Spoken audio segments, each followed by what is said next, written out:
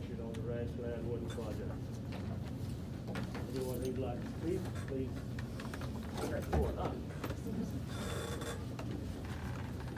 Where would you like for me to stand, Your Honor?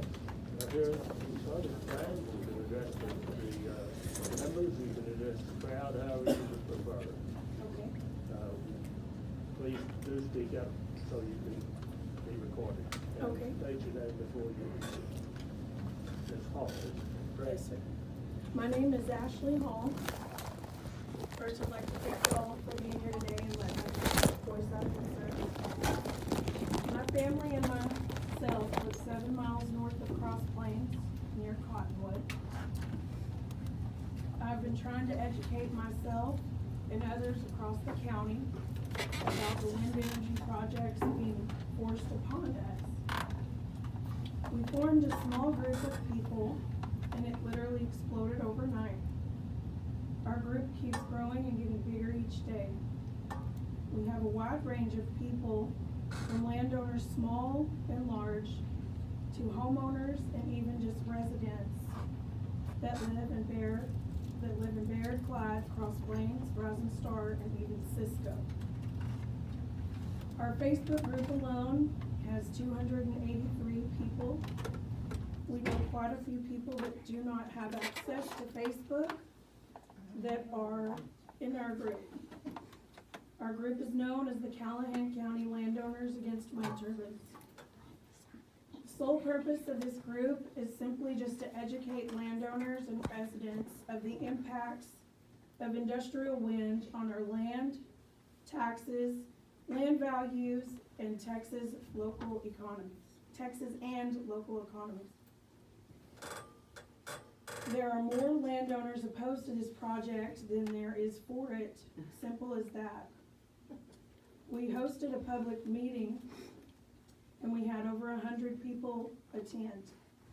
We had them sign a sign-in sheet survey at the meeting, and of those 100 people, 65 filled one out. From that survey, we found out that 58 people marked that they were opposed, 6 undecided, and 1 person was for the project. Those opposed include many different landowners, some of which are here today, and many others that were not able to be present for this meeting. We've started a petition, and we have roughly 120 signatures in just a few days, and that number is constantly growing. There are so many opposed to this, but only 5 leases recorded, 8 easement leases recorded at this time at the county clerk's office. Those numbers alone display the number of landowners opposed, and it clearly outweighs the number of landowners for the project. There is a very significant number of landowners in nearby Eastland County that are also opposed. Briefly, I'll explain why we're concerned about the possibility of an industrial wind farm coming to our area. But most importantly, it would ruin properties like ours due to the visual, land devaluation, noise increase. It would increase commercial traffic and would cause major environmental impacts. As we have discovered from our neighbors in just Comanche County, and from many other different people spanning from Wyoming to Iowa back home. These impacts are real and they're life-changing, to say the least. Regarding the devaluation, the real estate professionals in our group are united in their positions that a wind farm would have significant negative impacts on the ability to sell land and the prices thereof. We have multiple local brokers working on their official report now, so as soon as that is completed, it will be made available to you guys. It is understandable why land buyers from the cities will often not look at the properties in wind farm areas. The resulting long-term impact of rural development and the resulting tax base would likely be negative at best. An industrial wind farm would degrade the beautiful landscapes that we have and impact landowners for miles. The 350 height is a more typical of an early industry standard version of a wind turbine, a lot like the ones around Sweetwater and Abilene.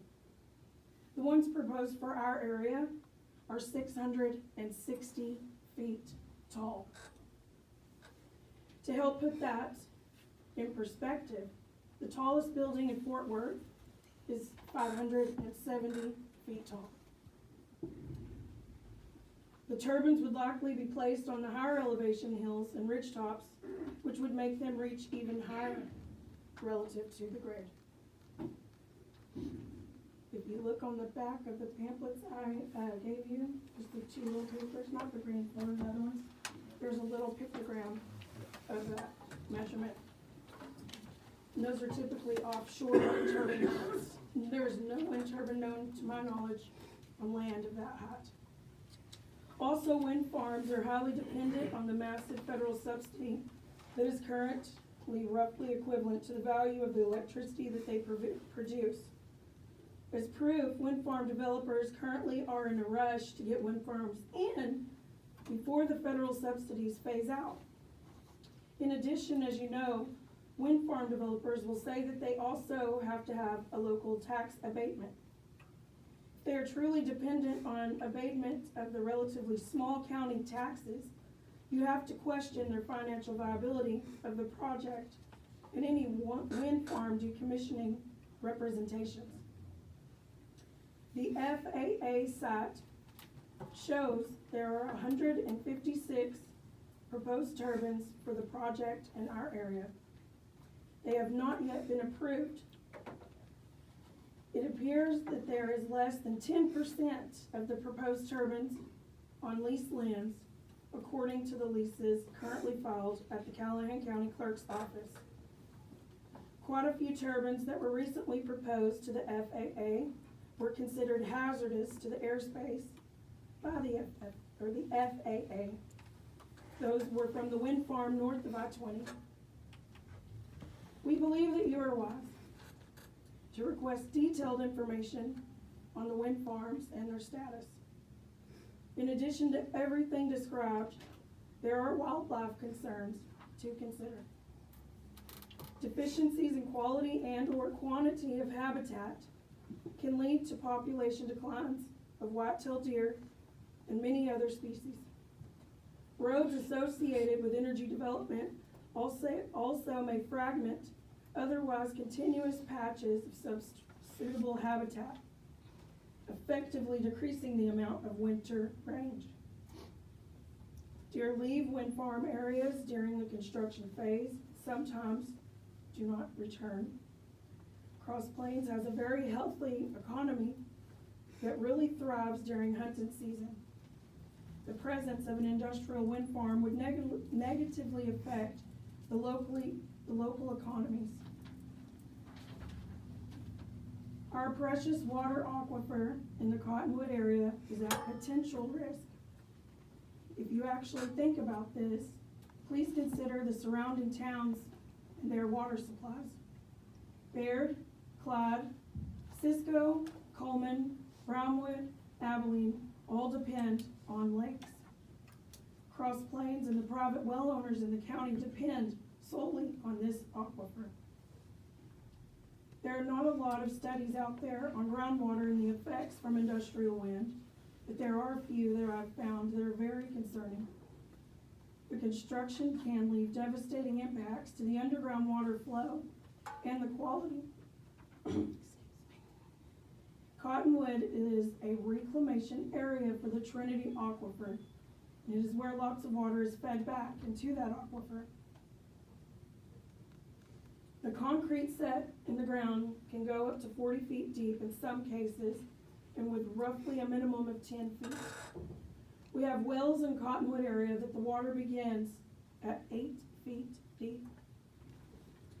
They fill these holes up with concrete, and that could potentially act as an underground dam, cutting some people off from water flow underground and change the natural flow of the water aquifer. The construction of turbine bases can also destroy the natural filtration system in the ground in the places of construction.